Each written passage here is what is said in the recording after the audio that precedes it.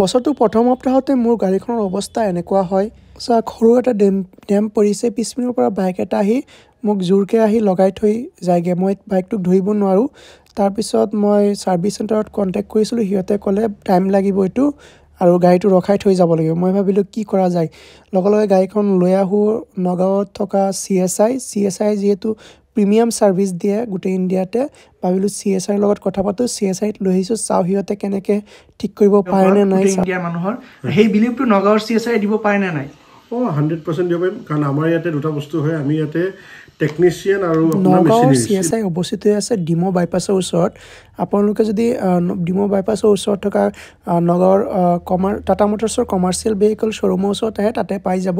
ইয়াতে বহুতো কিছুমান ছাৰ্ভিচ দিয়া হয় মই আপোনালোকক বিতংকৈ ক'ম বাৰু নিজৰ গাড়ীখন এনেকৈ খোলা দেখি বহুত বেয়া লাগি থাকে নতুন গাড়ী যিহেতু চ' ইয়াতে আপোনালোকক মই ঘূৰি ঘূৰি দেখাম কি কি আছে নাছে বা কি কি ছাৰ্ভিচ পাই যাব আপোনালোকে ইয়াতে যিহেতু ছাৰ্ভিচবিলাক বহুত প্ৰিমিয়াম লেভেলৰ হয় বা একদম আপোনালোকৰ ছাৰ্ভিচ চেণ্টাৰত যেনেকৈ প্ৰভাইড কৰে তেনেকুৱাই হয় মই আপোনালোকক দেখাই আছোঁ এইটো ৱৰ্কশ্বপ সিহঁতৰ হয় ৱৰ্কশ্বপত বিভিন্ন ধৰণৰ কামবিলাক সিহঁতে তাত এক্সক্লুচিভলি কৰে ইয়াত যিহেতু নতুনকৈ সিহঁতে কৈছে যে এটা মেচিন এড কৰা হৈছে এইটো হ'ল হিট চেম্বাৰ ইয়াৰ ভিতৰত এটা স্পেচিফিক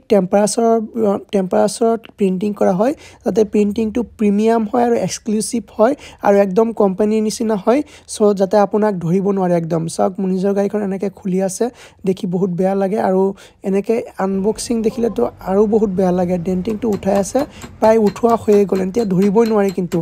তথাপিও কালাৰিং কৰিবই লাগিব কাৰণ এইটো হেৰি কৰাৰ পিছত এটা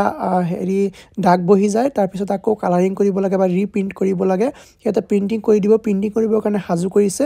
এয়া চাওক পটি মাৰিলে ইয়াৰ পিছত 7টা লেয়াৰ হয় নৰ্মেলি 7 লেয়াৰ হয় মই এতিয়া আছোঁ CSI নগাঁৱৰ অনাৰৰ লগত দাদা ইয়াতে কি কি ফেচিলিটি আছে কৈ দিবচোন নমস্কাৰ আমাৰ নগাঁও CSI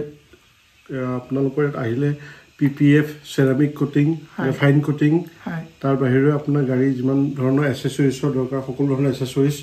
আৰু ইয়াৰ বাহিৰে আমাৰ ইয়াতে ৱৰ্কশ্বপো আছে ৱৰ্কশ্বপত আপোনাৰ ডেণ্টিং পেইণ্টিঙৰ সকলোখিনি সুবিধা আছে আৰু আমাৰ ইয়াতে পেইণ্টিং চেণ্টিঙৰ গোটেই কামখিনি আমাৰ হিট চেম্বাৰৰ ভিতৰত হয় আমাৰ যিখিনি আমাৰ যেনেকৈ কোম্পানীত যেনেকৈ ৰং কৰে তেনেকুৱা চিষ্টেমত আমাৰ ৰং হয় খুব ভাল কোৱালিটিৰ কাম হয় আৰু আপুনি যিমান পাৰোঁ সোনকালে কামবিলাক মানে আপোনালোকক কৰি দিবলৈ চেষ্টা কৰোঁ আৰু ইয়াৰ বাহিৰেও আমাৰ ইয়াতে আপোনাৰ clean protection film PPF ceramic কোটিং গ্ৰেফাইন কোটিং ফ্ল'ৰ লেমিনেশ্যন সিট কভাৰ কাষ্টমাইজেশ্যন এইবিলাকো হৈ যায় ইণ্টেৰিয়ৰ কাষ্টমাইজেশ্যন হৈ যায় আপোনাৰ বাহিৰৰ বডিটো যদি আপোনাৰ অলপ লেতেৰা হৈছে আমি বাহিৰতো আপোনাৰ পেইণ্ট কাৰেকশ্যন কৰি গাড়ীখনৰ অৰিজিনেল যিটো কালাৰ সেইটো আমি হয় এইখিনি কাম আমাৰ ইয়াতে চলি থাকে মানে অল কাইণ্ডছ অফ মানে কাৰ ডিটেইলিং আৰু কাষ্টমাইজেশ্যন আৰু মডিফিকেশ্যন তিনিটা কামেই মানে গোটেইখিনি কামেই আমাৰ ইয়াতে হয় আমাৰ ইয়াতে আপোনাৰ এতিয়া আমাৰ 6 মাহ হৈছে আৰম্ভ কৰা 7 মাহে হৈছে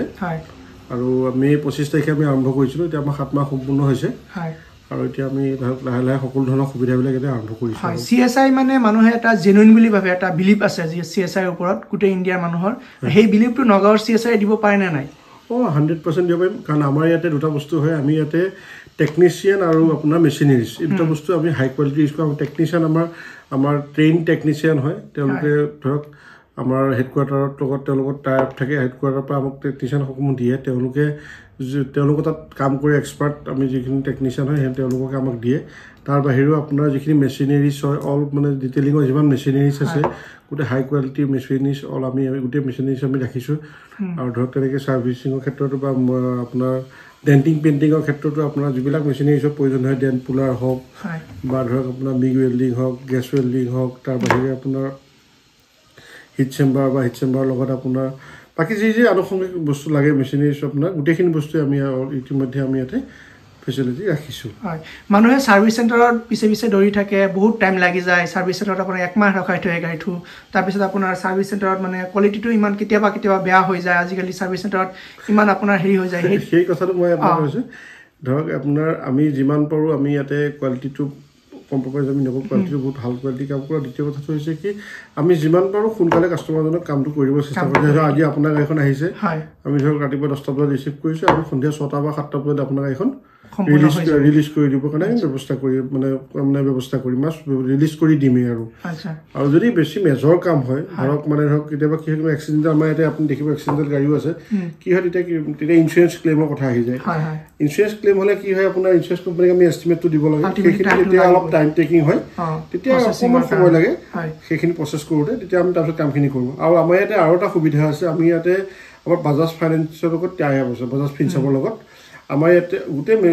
এচেছৰিজ আপুনি গাড়ী এচেছৰিজ যিমান লগায় গোটেইখিনি আমি মানে 0% ইণ্টাৰেষ্টত আমি ৰাইজৰ এইটো সুবিধা ল'ব পাৰে EMI কৰি দিব পাৰোঁ যে কোনোবাই 1 লাখ টকা এচেছৰিজ লগাই বা 50,000 টকা এচেছৰিজ লগাই তেওঁ হয়তো আমি 8টা ইজি EMIত আমি ইকুৱেলি ডিভাইড কৰি তেওঁক আমি কৰি দিব পাৰোঁ মানে আপোনাৰ লগত টকা নাথাকিলেও মানুহ এজনে EMIত কৰি ল'ব পাৰে ধুনীয়াকৈ কৰিব পাৰে এইটো সুবিধা আমাৰ ইয়াতে আছে এইটো বাজাজ ফিনচাৰৰ লগত টাই আপ আছে আপুনি যদি ভাবে যে মোৰ গাড়ীখন আজি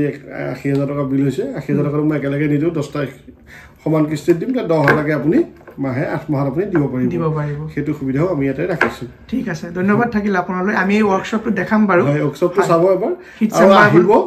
আমি যিমান পাৰোঁ আপোনালোকক ভাল ছাৰ্ভিচ দিম আৰু আমি আশা কৰোঁ যে মানে নগাঁৱৰ ৰাইজে আমাক সহযোগ কৰিব নিশ্চয় সো সকলোখিনি কৰাৰ পিছত মোৰ গাড়ীৰ ফাইনেল লুকছটো আপোনালোকক দেখাম এইটো প্ৰিণ্টিং কাৰেকশ্যন কৰি আছে এতিয়া সিহঁতে সো ফাইনেল লুকছটো এতিয়া চাওক একদম ধৰিবই নোৱাৰে একদম অৰিজিনেল প্ৰিণ্টিং আহি গৈছে গাড়ীখনৰ এইটো 7টা লেয়াৰত হৈছে 7টা লেয়াৰত হৈছে প্ৰিণ্টিং একদম ধৰিব নোৱাৰা হৈছোঁ প্ৰায় মাত্ৰ আপোনাৰ 5-6 ঘণ্টাৰ ভিতৰত সিহঁতে কামটো কৰি দিছে আৰু একদম ভাল ছাৰ্ভিচ দিছে সিহঁতে একদম জেনুইন বুলি ক'ব লাগিব একদম ছাৰ্ভিচ চেণ্টাৰত কৰালে যেনেকুৱা হ'ব তেনেকুৱা একদম এক্সপাৰ্টলি কৰিছে